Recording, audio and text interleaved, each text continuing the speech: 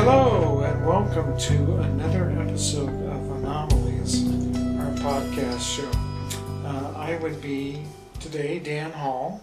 I am usually that same person every day, but maybe other days I'm not. I'm here with my good friend and broadcast co-host, Dave Jinks. Dave, you're looking good here. Hi, Dan. Well, you too, thank you. I'm also here, as far as I can tell. As far as you can tell. And another thing that's a little interesting for this podcast is there's nobody else. We don't have a guest. It's just us today. It's just us today, which I think has its pluses, certainly. Well, we've got some big news today. I think this very well may be the first place our listeners hear of this particular subject. Yeah, my sense is that could be true. For a while now, I have been paying attention to the problem of global climate change. And it looks like the Earth is in a bad way. And one of the reasons it's in a bad way has to do with our consumption of fossil fuels, which seems to be just leaving a legacy of catastrophic climate changes. So that's why this, I think, our topic today is really kind of important. There have been suggestions as to what do you do beside burn coal and oil and the typical fossil fuels, one of which would be, one suggestion would be nuclear power. The problem with nuclear power, and now if I remember my science, nuclear power is fission, right? Splitting of atoms? Well, fission, you could do fusion also, but I think typically fission is nuclear power. Is what? I mean, you can release giant amounts of energy through fission, but you also see when it goes horribly wrong at Chernobyl and Fukushima, which is still a nightmare. That is amazing to me, that Fukushima still exists. Nobody talks about it. And it's still, those plants are dumping all kinds of radioactive stuff in the Pacific Ocean. And anyway, one of the problems that seems to me, beside the accidents with nuclear power, would be once you have expended the energy, you're dealing with all these radioactive waste products, and nobody knows what to do with that. So maybe the holy grail that we've been seeking, and that maybe this is a reference to the news you have, would be some source of energy that doesn't have all these negative byproducts, and that might be certainly more environmentally sound, and might just give us a solution to this global climate change. So why don't you, for the audience here, talk a little bit about the first project that you sent me some of the information on. The project, is it Blue Light? Brilliant Light. Oh, Brilliant. Blue Light, I was thinking of Kmart. The Blue Lights. It may be as cheap as Kmart. Yeah. Tell us of energy. Tell us about Brilliant Light, why that might be a reasonable solution to our climate problems. Sure. Well, I'm pretty excited about the latest news coming from Brilliant Light Power, and I think their website is brilliantlightpower.com. They used to be Black Light Power. Changed their name a couple of years ago to reflect this new technology that this group has been working on for years now. And the primary scientist there is Dr. Randall Mills. He's a real scientist. I don't have his background here now, but he's a prolific writer in physics, and he has been working on this particular technology for, I think, at least 20 years, probably 30 years. And I followed him since almost the beginning, because he was involved in some of the initial, in quotes, cold fusion experiments. So let's talk a little bit about what cold fusion is. Well, cold fusion, and there are probably people who just decided to turn the podcast off when I mentioned that those two evil words. Infamous words. Infamous. Pons and Fleshman, 1989, they made this announcement to the world, and there was an entire soap opera that goes along with it that we don't have nearly the time we would need to get into it, but they announced that they had created fusion in a jar, essentially, at room temperature or at much lower temperatures than it's supposed to be created at, this fusing of atoms. And fusing means bringing together, just crushing together and releasing huge amounts of energy from the ether, or the simmering quantum soup that's, we hypothesize, is underneath everything, the molecular, the atomic level, even below the quantum level. Theories say that you should be able to extract this 0-point energy when you fuse things, when you break atoms apart, which is fission. And so Pons and Fleischmann said we were able to do this. They were saying fusion, fusing atoms together, and create excess energy. In other words, create more energy out than it cost them to do the experiment.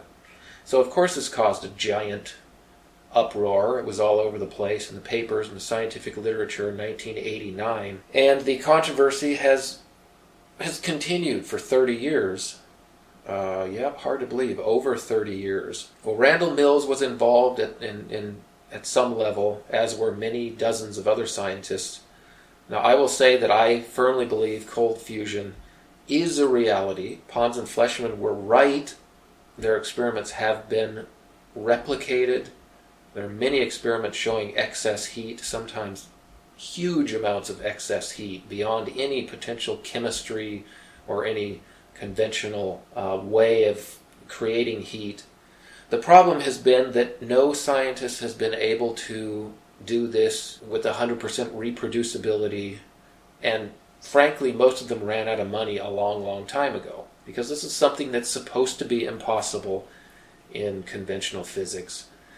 And so the cold fusion industry was basically starved. There are, a couple dozen left still doing experiments.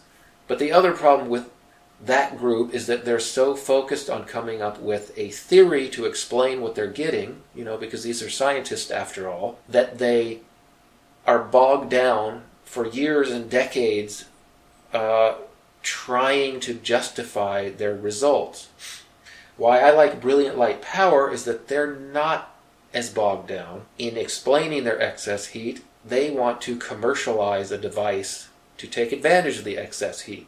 So is it important for people who are listening to this podcast, Dave, to really know about the process by which this excess heat is created, or is it sufficient to say, well, these guys are scientists, they know what they're doing, so we don't need to explain to somebody in Mongolia who might be listening that this is how they do it?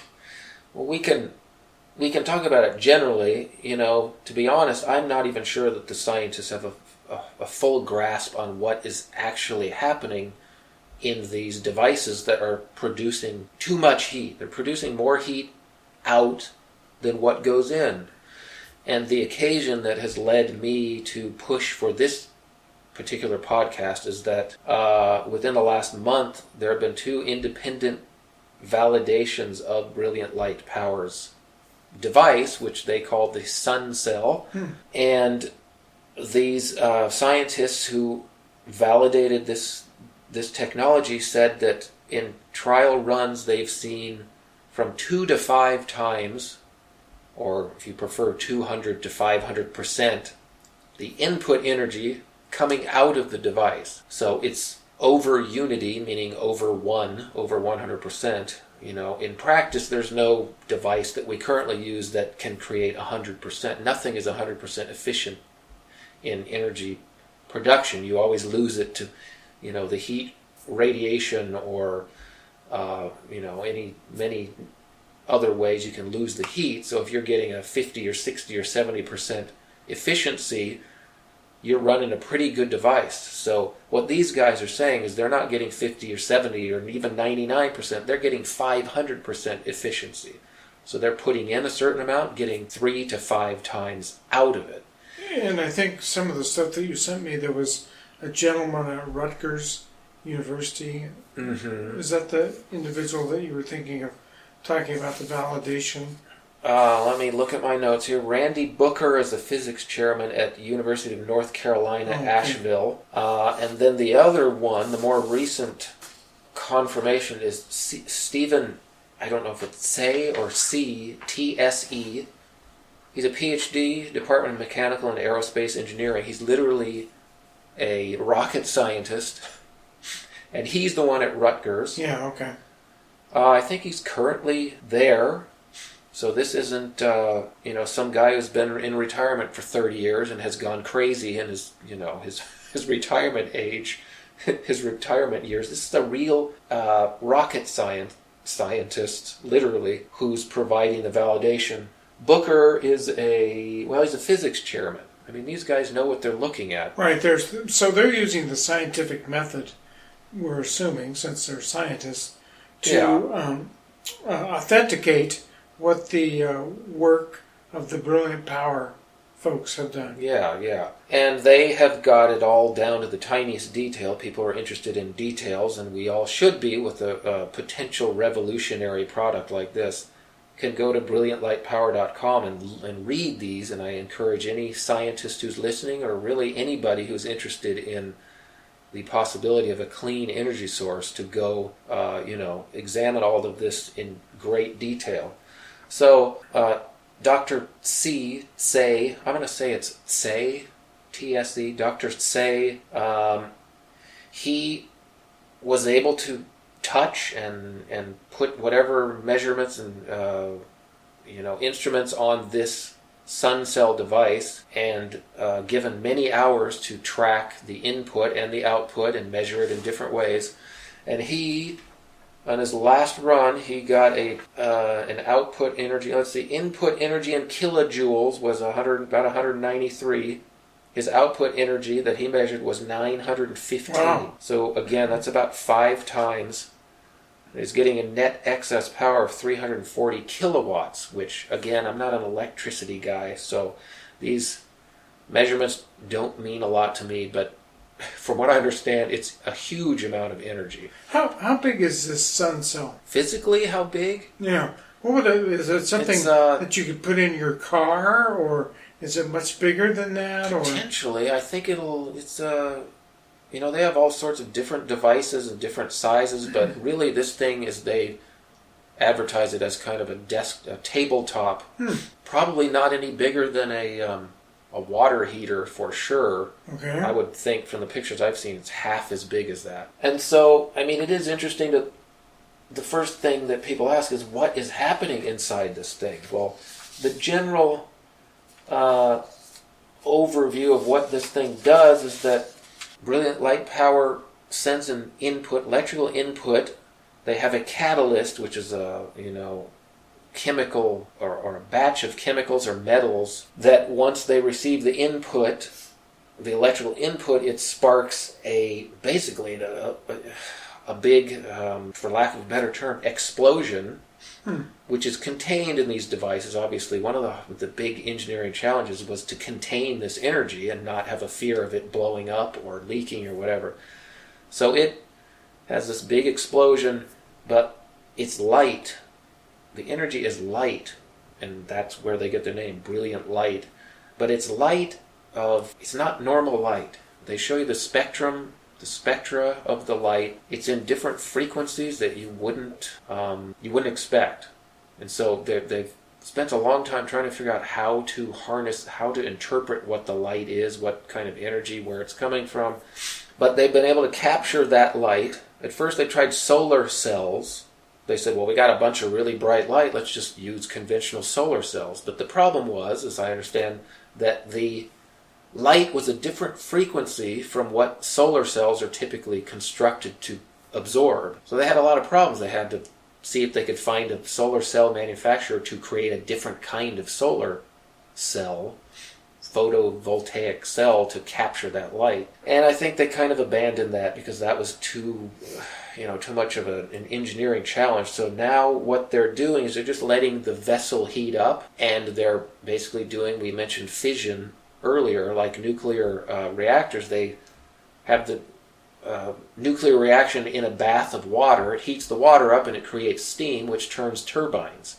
I mean, a lot of people, when they hear about, oh, so that's how nuclear power works, it's kind of a surprise and kind of a letdown because it's not very fancy. It's just like you're boiling water and you're turning some turbines, with the steam. Well, anyway, Brilliant Light Power, that's their approach now. They've tried many different approaches, but this seems to be the most viable one now to create a commercial device. So they're basically boiling water with this really hot plasma that's created within the sun cell. So even though we're talking about something that might be the size of a water heater, you could create something bigger, or even something that size could generate steam and electricity on a much broader scale, so that you could essentially light a community with something like this? Well, yeah. I mean, part of the engineering challenge has been to how do you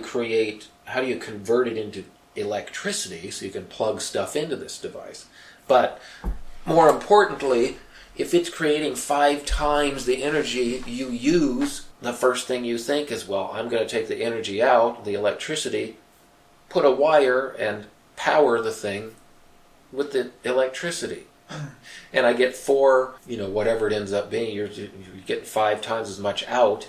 You got free energy right there to distribute somewhere else, and your machine is now a perpetual motion machine, which doesn't need batteries. You don't need to plug it in. It generates its own power. Yeah, which of course is absolutely mind-blowing and impossible. If you were to ask the next 100 physics professors, 100 of them, well, there may be one, let's say there's one free thinker in there. 99 of them would say, you're crazy, that's impossible. But this is what they're showing, and that's why the latest validation is so incredible. Now, one point on the last validation, before we get into a little bit more interesting discussion about this, the potential, is that Dr. Say says that you need something that produces 3 times the input power to have it be a viable commercial device. And that's because he takes into account the inevitable losses of the energy that you get from radiation or imperfect circuitry or whatever. And so he says if you get 3 times out what you put in, you basically have a perpetual motion machine. And their tests show about 2.5, 2.8, and then 4.7. So that's around 3 or above. So on the average, yeah, they've already got in their first generation device enough to create this, again, perpetual motion or over unity machine. So, and maybe I'm jumping the gun here, and tell me if I am, but you've used the term commercial power several times. So commercial power to me implies somebody's going to pay for it, at least pay for the initial technology. So how do you think that would work? How much would this cost? Who would buy it? Reflect on some of those issues. Well, I think the answer is everyone. The global heat market, again, according to the statistics from Brilliant Light Power itself, is $9 trillion. Well, that's the amount spent on fossil fuels in 2015. So we're 5 years past that. It's got to be 10 trillion, at least, probably. And this would be without all the damage caused by carbon dioxide from burning fossil fuels. And as if it wasn't already unbelievable enough, apparently this does produce no fossil or greenhouse gases. It hardly even uses up any of the catalyst, which is a certain combination of metals. They have to heat the metals up and basically melt, make them molten. But the catalyst is barely used up, so you can do this thing over and over and over again, and it would be very low maintenance. So yes, the answer is anywhere you use heat somewhere or electricity, you could put one of these devices. You could retrofit your cars, I think, on future generation devices. But power plants, electrical generation stations, just any place you can. We're sitting next to it looks like a fake stove, right? Is that a gas? No, that's electric. Yeah, it's electric heater. It would replace that. Right. You know, it would replace your HVAC system. But it would be really hard at this point in time, probably, to talk about how much that would cost, right? Well, they do have estimates, and even the first generation devices would be much, much less than even the cheapest. I think they say maybe a tenth of what current electricity costs are. So it's not free, but again, this is a first generation device. Obviously, if this is real and validated and commercialized and produced on a somewhat massive scale, then you would expect it would get more and more efficient and more uses and versions and models. And so, I mean, we're talking major revolution, like the end of fossil fuels, realistically. So when you earlier in the podcast said, wow, we've got some pretty important news, we do have some pretty important news. I'm amazed it's not out there on a broader scale, but see, and this is where the investor part of me comes into play, because I have a financial background. I got my MBA, and I've run my wife's and my veterinary hospital for 21 years, so I'm always kind of looking for new investments. I also was employee number 13 at Amazon.com back when they were just Amazon.com books. And unfortunately, I missed the boat on a lot of the Amazon stuff because most of the other guys I worked with retired at the age of 30, multi-millionaires. I was not fortunate enough to be in that group. So I'm kind of always looking for another Amazon kind of to make up for what I see as missing the boat on that one. I mean, actually, we took the money. I had stock options from Amazon. We put that into our veterinary hospital. So that's what allowed us to have a career, 21 years now, and fund the hospital. So I have no complaints that way. I am always looking, though, for something new and different, revolutionary, and I do believe this is it. And we still have another group to talk about, although we don't have to go there quite yet. But again, if you get in early on this, it'll make Amazon look like a failure. So there are really a couple of perspectives here. One that you just articulated, which is the financial investment part of this, and then there's just kind of like the social, biological, environmental revolution part of this issue that both could be quite intriguing. Well, intriguing and potentially, profitable. You would think. I mean, looking at the 9 trillion. See, now this is where everyone who's listening to this gotta listen very close to this next part if you're interested in this as an investment type thing. Of course, I have no connection to Brilliant Light Power. No money invested in it. There's no way. Well, they've taken investment. I think they have over 100 million in investments actually. So is this something that could you purchase their stock? They don't have stock. I mean, they were only looking at very, very high-end investors. In other words, people with millions of dollars, probably. I think they're not taking any funding at this point. But the fact that this is supposed to be impossible means that there's going to be a window between the time when Brilliant Light Power has a commercial device and the time when people realize that it's not a hoax, that it's not a bunch of BS. And that window is where people will make the most money, I believe. If you get in there, say, I'm just, put some money into the stock offering, if there's an initial public offering at some point. Meanwhile, the physicists and the market pundits will be going, this can't be real, it's a scam, etc., etc. That's when you would want to get into something like this before these devices roll out and industries and companies and people are actually using them to power things. At that point, it'll be undeniable. So there's still a long road between now and then. And the reason for that is, as we've talked about on several shows before, is that there's an establishment, scientific establishment, but also you might call the military-industrial complex, the fossil fuel cabal, the banking cabal, all those groups that can be shadowy, but in reality they're all out in the open. It's clear what those groups want and desire, and especially fossil fuel industry. they're not going to let this happen without having a say in it. Well, as we're talking here, I'm thinking about, maybe I just didn't articulate that very well last time.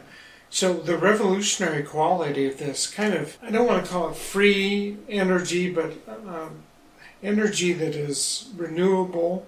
There's got to be a cost in there, and there have got to be people who, either whether it be the company we're talking about or somebody else who has rights to this technology, that are going to want to sell it to people.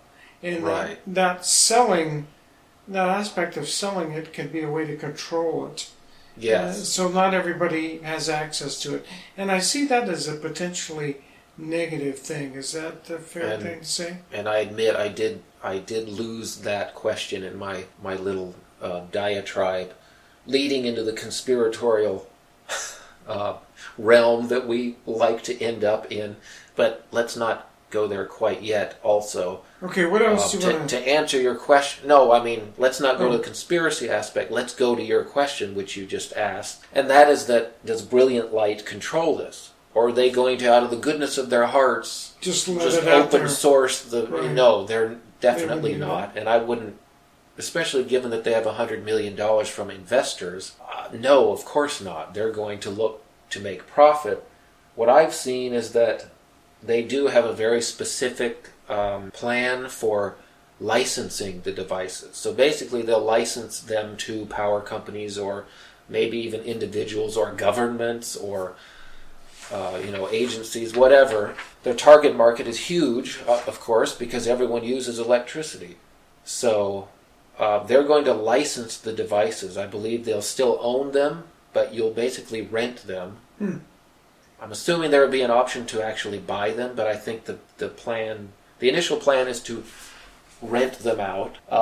So give an example of that. So let's say where we live here in Washington, Puget Sound Energy gets a license to market this. So what would that look like for us as customers of Puget Sound Energy? From my understanding and my impression from listening to the Brilliant Light Power Group presentations, and they have hours and hours worth of presentations in front of investors and just for internet onlookers. You go read their literature. They appear to have what I think is a pretty even-handed approach. It's not like sinister, I'm going to be Mr. Burns on The Simpsons, and have a monopoly and control everyone and be king of the universe. No, they certainly make it prominent in their literature that an overarching goal of this is to address the global climate change issues that we face. And so it appears that it will be pretty affordable and pretty widely available. I think you're talking a few $1,000s for a device. It's not like it's going to cost $1 million just to get the entry-level device or whatever. So their approach, from what I've seen, appears to be very egalitarian, if that's the word. It should be available.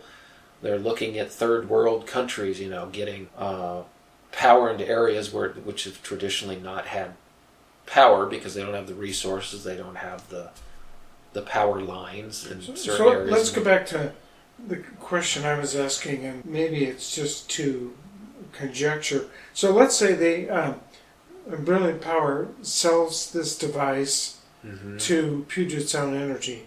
Could we, as Puget Sound Energy customers, since that's the utility that provides our power, could we go buy or rent a device from Puget Sound Energy, put it in our house, and have it power the entire house? Well, that is more conjecture because I don't know. The dynamics between us and our utilities, you might substitute monopolies for the word utilities. Well, they are. And the relationship between us directly and a company like Brilliant Light Power, or them and the utilities, it's just, you don't know how it's going to shake out. Yeah, conjecture. But I would guess you could go get your own and basically get off the grid, so to speak. I mean, that would be a goal of a lot of people. And so Puget Sound Energy might be left out of the equation in a certain scenario. So I don't think it's set at all. I think Brilliant Light Power would like to disrupt as little of the system as possible, and just sell to the people who provide energy already. But the idea is to bring the energy cost way, way down, 1/10 or 1/100th or whatever. But I have a feeling that two things could happen. One is that regulatory agencies will step in and say, you can't have one of these things, it's unproven, it might blow up your house, and then you'd sue us or whatever. Right. And that's a legitimate concern. We don't, especially if they don't know what's happening inside the sun cell exactly. They can't explain that. Then that may be a very long battle to allow that into an individual household, as opposed to maybe a bigger power company who can control more of it, whatever. So it's going to, the guarantee, that's one scenario. The other scenario, well, I can't remember what the other scenario is, but I think that's the one that's going to happen, is that the established energy producers and controllers of fossil fuels will throw every roadblock up possible to prevent this from being something that can take households off the grid. But in the long term, I think there's no way, you can't avoid that, because inevitably other prototypes will come up based on this, and if there's a free market for this sort of thing, then who knows, you can make your own, Mr. Fusion, you remember from Back to the Future right, movies. Mr. Fusion, I do. The doctor came back and opened up the hood of the car, car and put banana peels and coffee grounds and a Coke can or Pepsi can. You could have that sort of scenario, and there's no way that a government agency could oversee that sort of democratization of this technology. But it opens up a whole bunch of cans of worms too, though, as far as the safety. Is it safe? I don't know. One of the things I was thinking about as we were talking about control, and I'm thinking about the analogy of the fossil fuel industry. The fossil fuel industry is going to fight tooth and nail to prevent the demise of that industry.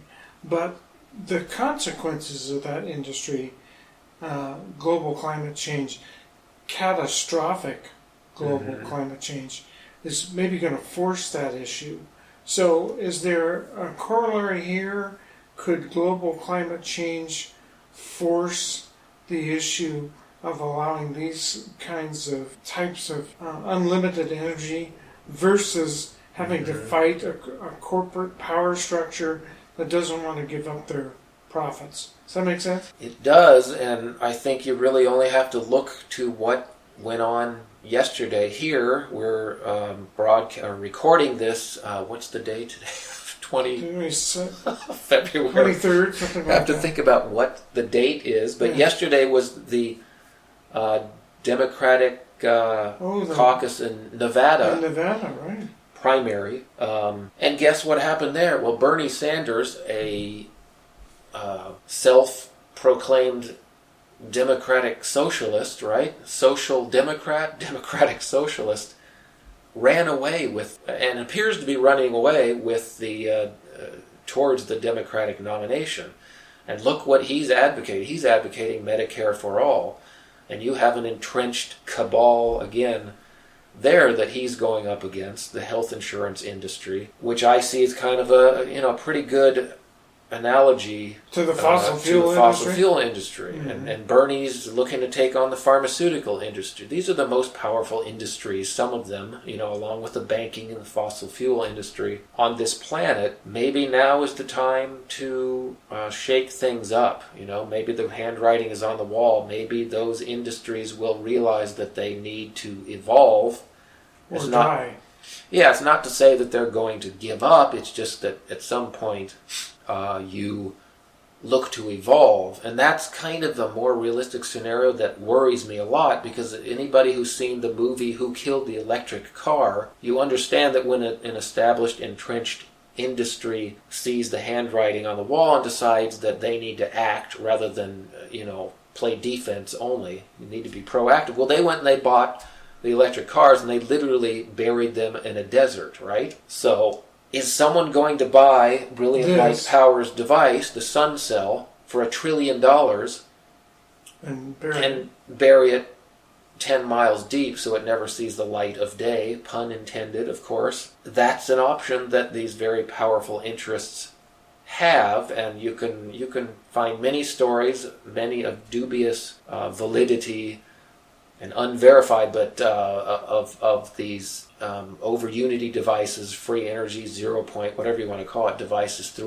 throughout the years and decades and centuries, where it's been reported this is what happened. The FBI or the CIA or whoever raided a house, took the Bedini motor or whatever, the motor that runs on water, and buried it forever. So could that happen with this? It could, but I will say that this is it's one of two devices that I've seen that I think it's too late in the cycle for that to happen. There are too many people involved. And why involved. is it too late? Because it's very out in the open. All those other guys tended to be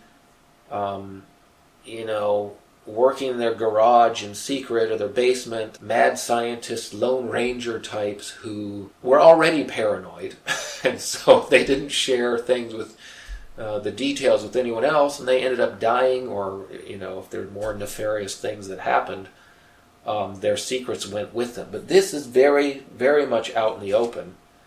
They do keep the catalyst secret, though. I mean, it's like Coke's secret recipe. Mm-hmm. Everyone could go buy a Coke and enjoy it, but you don't need to know what's in it. Well, I think that's, a pretty bad analogy for this, but still, that's the part that's secret for an obvious reason, because they want that to be. That's the key to making this reaction happen. Is this a good time to talk about the other technology that's out there? Probably. Or are there some things you want to say about brilliant power? Well, I will say, in fairness to skeptics, that Mills, and I just said they're not really mad scientist type. Well, Mills sort of has a reputation of being mad scientist. He's written, I don't know how many, 1,000-page manuscript on a new type of physics that he thinks is driving this, and he exhibits some of those traits that you would call mad scientist traits. And so he has a long history of sort of being that kind of guy. I'm sure that if you interview scientists who are familiar with, or at least on the surface with some of the stuff he does, the things he's written, they would probably say he's just a whack job.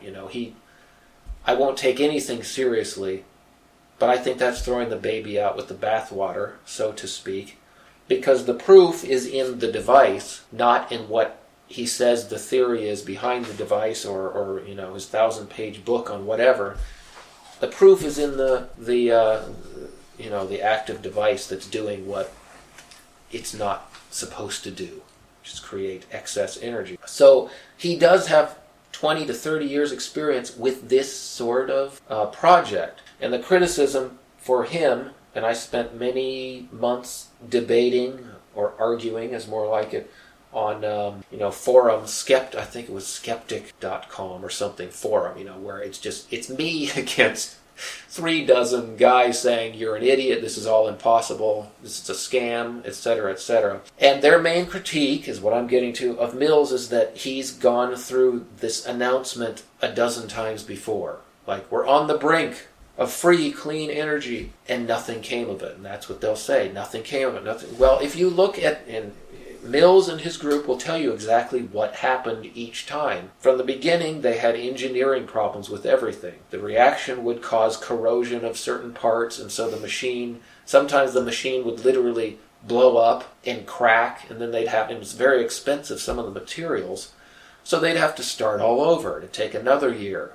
Something would go wrong again. They'd start over. It'd take 2 years. And so they've been going on and on for like 20 years. I think the sun cell finally is a sound device that is mechanically, it will withstand the reaction. It's designed to be a hardy device that actually is not going to corrode or fall apart or fall victim to a lot of the other things that they ran into when they were getting up to this point. So anyway, you can do your own research on Randall Mills, but this is probably a good transition to the other group. Although there's one thing I want to point out, and maybe this is my skeptical And we should be skeptical, yeah.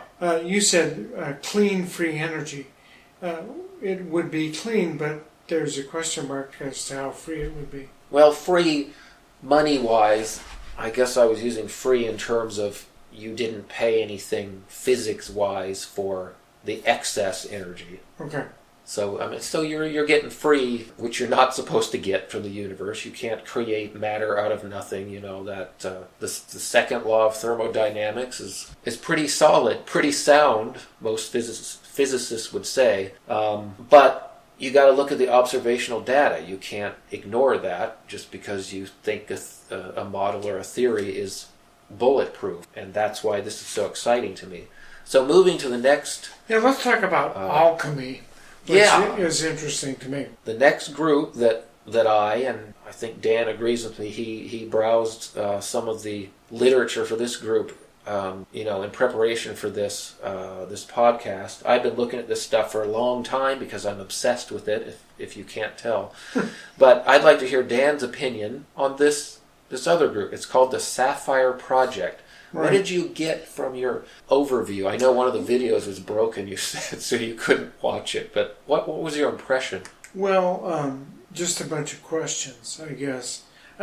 Questions about, well, how are they doing this? Mm-hmm. And what are they actually doing? But the other part of the question would be somewhat different. It's like, wow, they're capable of doing this? Mm-hmm. And without understanding all their capabilities. So my understanding of, and maybe it would be even incorrect to put it this way, my understanding of the technology here is that they're recreating the sun in a laboratory. Would that be fair to say? It sure seems like it, yes. Now, I couldn't sit here and tell you how they're doing that. And maybe they don't know either. Right. But that was amazing to begin with. But I think you used the term, and they used the term, transmutational. Mm-hmm. That this energy that was being created by this the sun in a laboratory setting was capable of transforming, and I'm struggling a little bit. Transforming elements from one into the other, which is used opened this with alchemy. Exactly. And so that's extraordinary.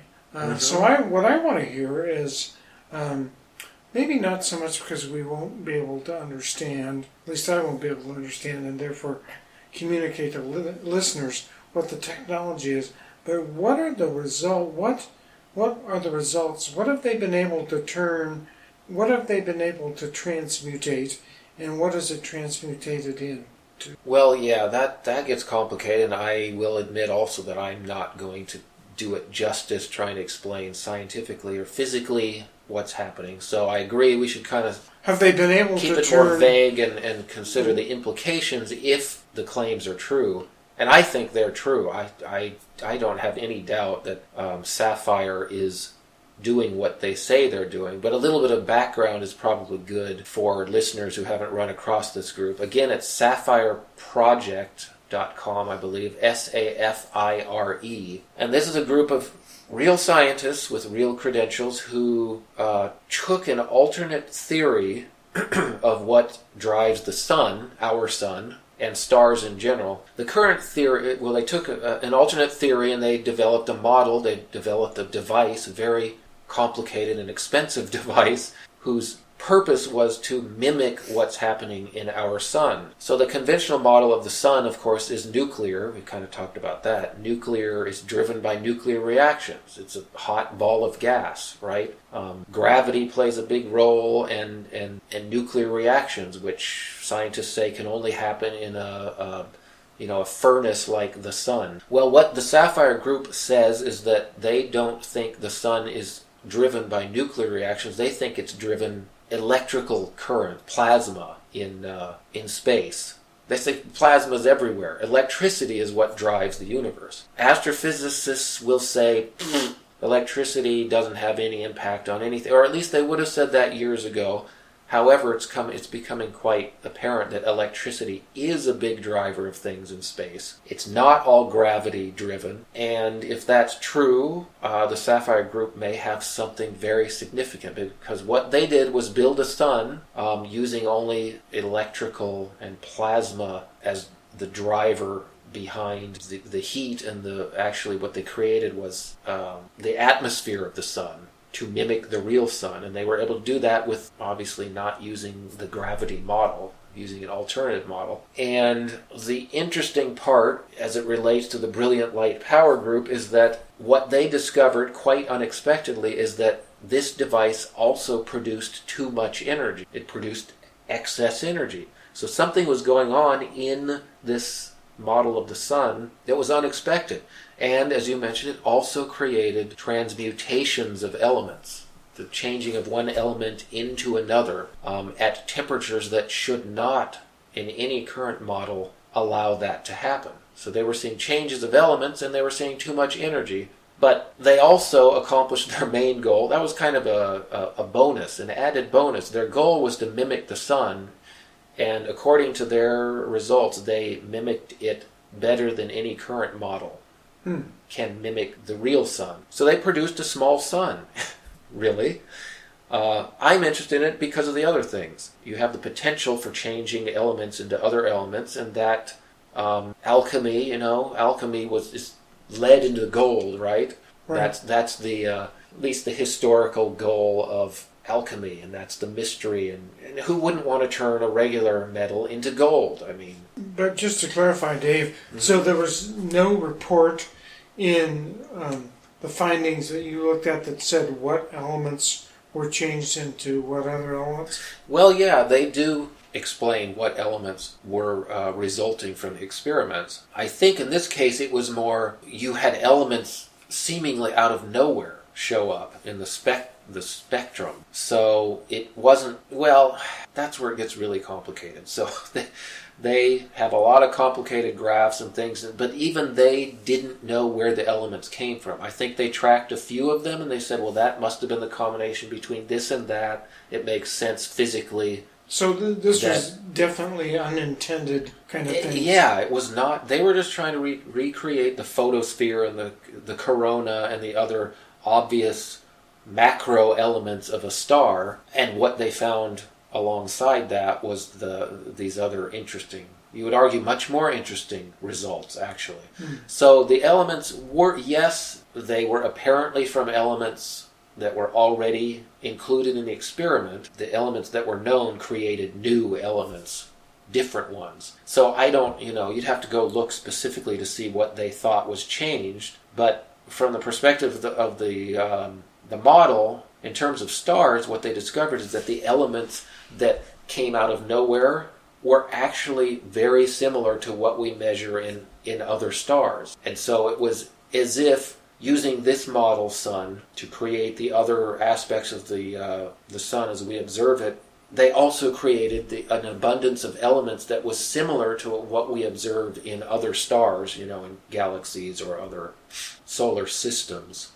And so it was kind of it wasn't intentional, I don't think, but it popped out that way, which is another indication that their experiment was actually quite accurate in terms of what happens inside a star. So could you control some of those elements? I know we're thinking, well, could you produce something could you really make valuable? A solid gold sun? Well, right. Theoretically, if you knew what was happening, I would say, yeah, you probably could. And the exciting part is that you could potentially go the other way. You could remediate radioactivity. So if you understand this, this process, what's happening there, yes, you could go to Fukushima and stop it. And say, stop filling 1,000 containers of water. I think they're up to 1 million, something insane, of radioactive water. We now have a device that you drain the water through the device, and it'll turn it into harmless stuff that you can actually put into the ocean without killing everything. Right now, they're just dumping into the ocean and hoping it doesn't do too much damage. So yeah, you could potentially go backwards too, so to speak, and if you compare get rid of some of the radioactivity. Brilliant Light, that project, with this project, which seems to be farther along?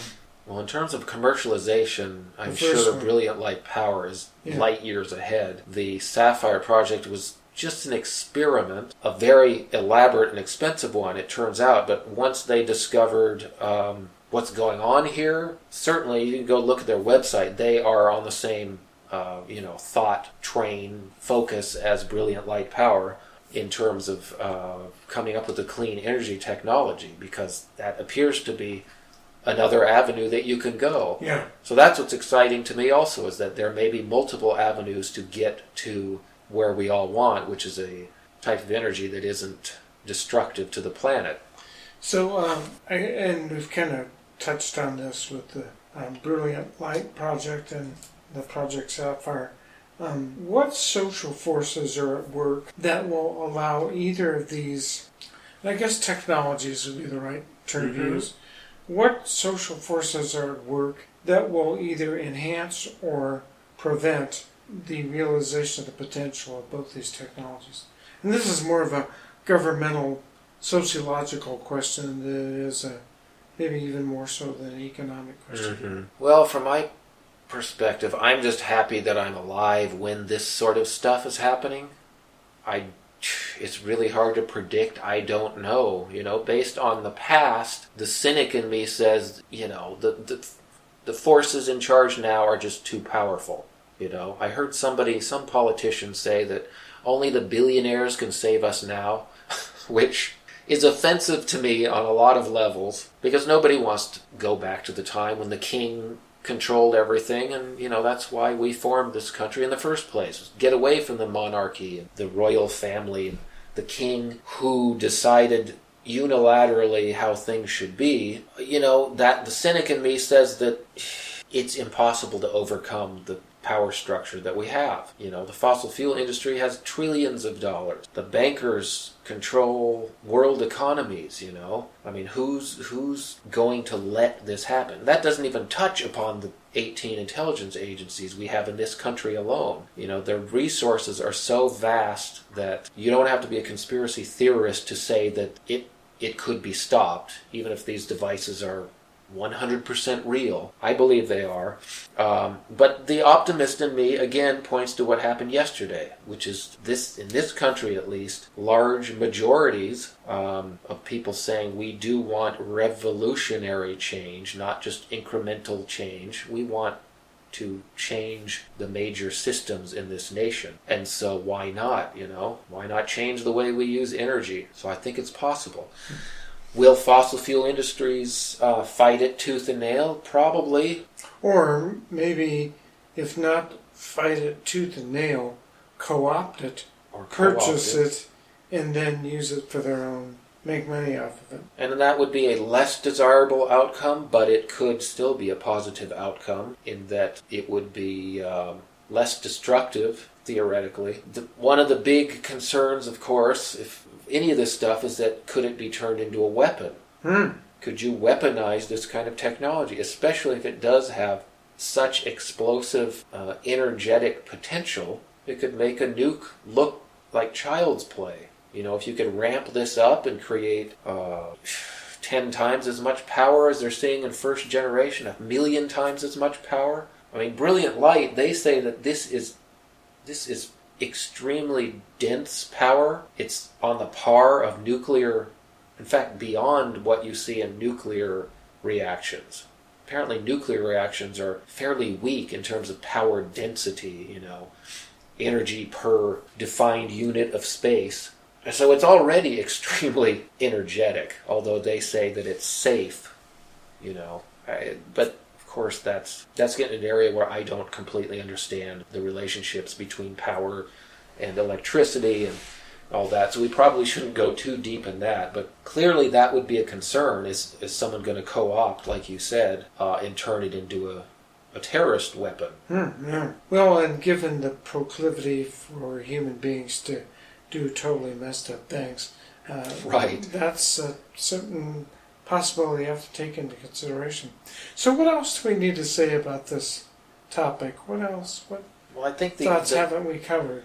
The upside of these potential technologies is so great compared to the downside. I mean, I'm thinking of space travel. What if we could get to the moon? Unlimited power.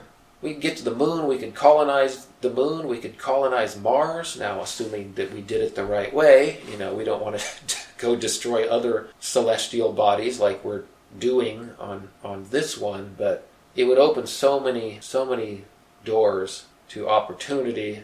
Like I mentioned before, you could go to deserts on Earth and places where you can't get power lines and where you don't have pipelines and all that. You have self-contained energy devices that don't need to be connected to anything and you don't need to drag fuel cells along or whatever. Just the possibilities are endless.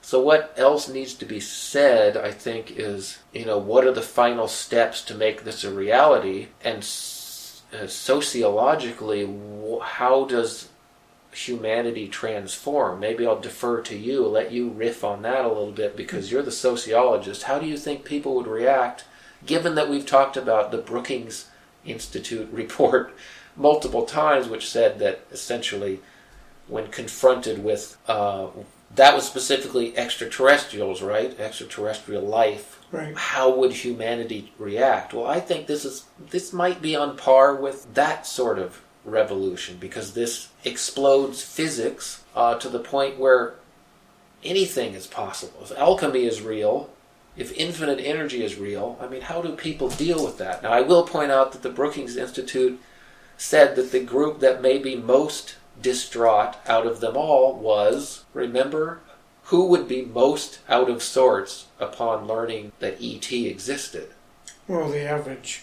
Well, they didn't say that, right? Well, they said the religious sects, but they said the group that would be most disturbed was scientists, because science, I think the classic phrase they use, I can't remember exactly, but they said they are most concerned with achieving mastery over nature. Well, and you were asking about sociological outcomes here. Mm-hmm. And this goes back to my question about would somebody try to control this, or who would try to control this. I have a feeling that the way societies work, and maybe it's from a governmental, more of a political science perspective than it is a sociological perspective, is that those in power aren't very altruistic by nature. If they accumulate power, and I'm not talking about electrical power or solar power, I'm just talking about the power to control things. I think that's tough to give up. And to be very altruistic with it is also difficult.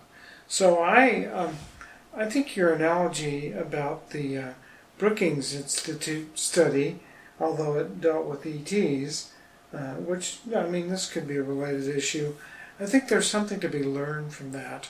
I don't know that in a democracy, I think there are obviously questions whether or not we live in a democracy anymore, but I think there are real questions about whether or not governments would allow people to have access to things that could have negative outcomes for them. Well, so this idea of clean, free energy, it almost sounds like democracy sounds like a good idea, but when you see it in practice, you get Donald Trump, and I don't know that that's an argument for democracy. Yeah, I think you have to look at it again, like the Brookings report did. They looked at certain segments of the population. They said, well, we have religious people. How will it affect the fundamentalists to learn that E.T. is real, and that how would that affect their faith and their belief in the Bible and so on? And I think they concluded, given that this was the late 50s, they concluded that the religious people would see this as evil. They would see E.T. as satanic, right? Or at least there was a possibility. And I don't know if they were right about that. Maybe in the 60s that would have been more the case. I think today, more than ever, religious groups are much more open to that sort of change. Would that be the same with the change in energy, and all the possibilities that brings? I don't know, maybe. But they also looked at the scientists. They said the scientists would not accept it, because the scientists would immediately be dropped a few levels on the cosmic food chain, or the cosmic ladder, they said scientists would have the most trouble assimilating this knowledge into their Well, and I think from what we've said about base. both of these projects for alternative energy, that there's resistance among the scientific community as, well, this isn't real science, or this doesn't do everything you say it will do, so I don't know why that shouldn't be any different. The analogy there seems to be pretty perfect, and as far as I can tell, whether it's ET or it's just, we're talking major changes, major upset to their apple carts, and I think scientists will resist. Now, the average American, whatever that actually means, I think is ironically able to assimilate much better. Is it because they're less vested in certain interests? I mean, your average Joe would be like, oh, a sun cell, it costs $10 a year to run. I want one of those. Yeah. Whereas the scientists would say, oh my God, that's impossible. Why are you spreading this BS? This is an outrage. And maybe religious people would say, well, that's a thing of Satan because you don't know where the energy is coming from. Only God has the power to create energy. So it's kind of a thing that goes across the spectrum, and we deal with the same issues also. So when we answer one question about how will people react to ET, we also can answer the same questions the same way with something like this, because it is potentially so paradigm breaking. So let's speculate a little bit about upcoming topics for future podcasts. So what are we working on? So people might, we could use that as a teaser. Well, we are working on the Martian bug guy, right? Yeah, so give us a little preview of that. Well, it's Dr. Ramoser, I think. I'm not sure how to say his last name, actually, but he's a former University of Ohio entomologist, is that correct? Or Ohio University. Yeah. And he had a rather controversial paper that says that he thinks he's seeing insectoid forms in some of the Martian imagery. The usual sort of scenario unfolded when he said that, and that's that his web pages got taken down from Ohio University. Talk about how scientists react to things they don't agree with. His Dropbox links to his papers were mysteriously erased, and I mean, we've spoken with him a little bit through LinkedIn or emails, and I think he has quite an interesting story to tell just based on those socio-dynamic, so aspects of it. Martian bugs is an upcoming topic. Yeah, it's it's controversial. We've talked about it, Dan and I, and it's really hard it's just so easy to fall into the trap of, how did we decide you say that word? Pareidolia? Yeah. Pareidolia is seeing faces in the clouds, seeing things in Martian rocks. There's so many bizarre rocks on Mars that you can find almost anything you want in them. I'm more interested in interviewing this doctor because of the experience that he's gone through as a result of going out on a limb like this, as much as I am about what he's seeing in these rocks. So we've got Martian bug guy. One of the things I've been working on, but haven't seen a lot of results. I've always been fascinated by what, if anything, is in Loch Ness, and so I've reached out to some researchers in a project there in Scotland to see if they would speak with us about Nessie and what they think is going. And the other thing that I've given some thought to, and it's a connection I have on Twitter, is I think witchcraft is misunderstood. And maybe I'll use the term Wicca, because Wicca is actually an organized and recognized religion in the United States. Maybe have a witch come on and talk to us about what's involved in witchcraft, dispel some of the myths about it. I mean, they used to obviously burn people who were identified as witches, and I don't think that's quite the case anymore. So maybe a show that deals with witchcraft and what it means in a modern sense. Those could be some previews of coming attractions. And I suppose we could ask the audience to send some topics that they would like us to blabber on about. And Nick, no, I haven't looked really at the Controversial Science website. Is there a... There is a contact email there that goes directly to us. Can you know that offhand, what it is? I believe it's just contact@controversial-science. We apologize for the unwieldy website address, controversial-science. But you can go Google it and it'll pop up. We get a fair number of hits. We were just looking at we're looking at that a while ago. I've always liked that idea of course, I've been kind of, there's a part of me that's always wanted to do a call-in show, but that's too risky on a lot of levels, least of which is how I would deal with it. But I would like feedback from listeners as to, well, what do you really want to hear about? Because we come up with things that are interesting to us, but there may be a whole treasure trove of stuff interesting to our audience in general, broader audience. There seems to be no end to the number of topics that are interesting to us. I mean, they're just...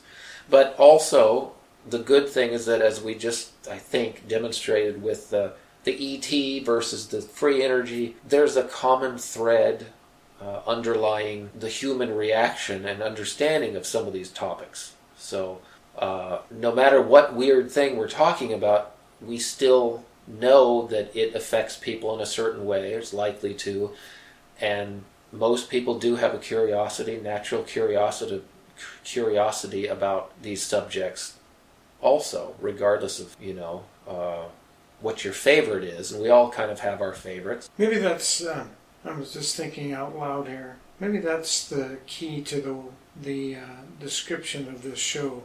The show's name, Anomalies. Mm-hmm. That we're all drawn in to things that are intriguing, somewhat unexplainable, or at least involve some kind of mystery, and we're trying to figure out how that affects us on a... Right, and my hope is that one of the many topics that we discuss will prove to be real, again, for lack of a better term, because it's really hard to tell what reality is anyway, but I would love to see, as you said, somebody get a photo of Nessie, somebody get a video, a definitive something from one of these topics. And that's why I tend to gravitate towards some of these free energy type things and something that has a very specific outcome that you can measure and you can see, because that's how I tend to be.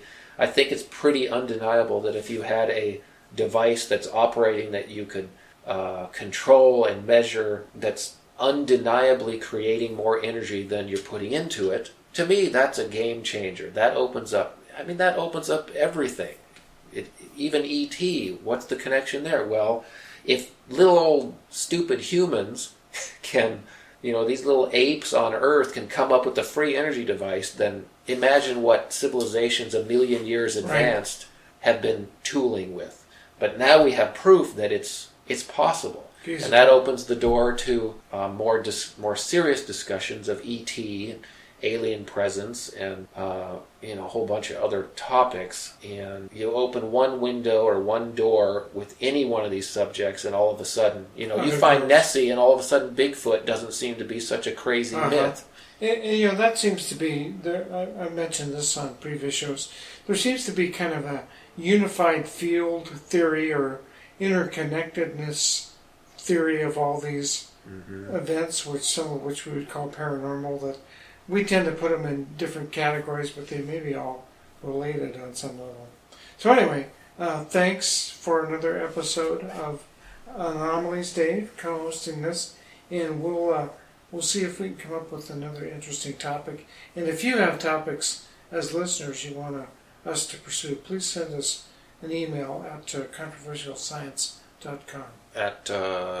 Contact at Controversial Science. See, but also just go to the website; it'll be there. Yeah, good thing I'm not giving out information. It may be an accident. Well, let me just say, I'd like to thank Dan for letting me talk way more than he did today. That's okay. This is my pet project, and I think it should be everyone's pet project, just because of the potential it holds. And if you want to give feedback on whether you think this is a bunch of BS also, or you think it's the greatest thing ever, like I do, we're open to that too. But go to brilliantlightpower.com or safireproject.com, I believe. Of course, you can Google either one. And it's some pretty interesting stuff, and I think it's pretty compelling. And I think it would be cool to use our website if you were to do what Dave just suggested and review that. Use our website to contact us and tell you what you think of all this stuff. Not just about what our show, what our shows should be, but also give us your opinions about some of these topics. And maybe we could read some of that stuff in the next episode. Oh, yes, and since we're just doing a freewheeling anomalies today, apparently, I'd like to mention a potential future topic, another one, and that is the Apollo 1 fire. Yeah. I recently did some research into that incident, and I think I have some new information. At least I haven't seen it anywhere else, and our listeners may find that interesting too, because that was a big event. Most of us, a lot of us aren't old enough to remember it. I was born a couple years after. It was 1967 that the Apollo 1 fire occurred, but you might want to delve into that and kind of get some background, because that's a very interesting event also. We may have a show that discusses some rather conspiratorial ideas. Another reason to listen. One of many other reasons to listen. Yes. All right, Dave. Take care. Okay, Dan, you too.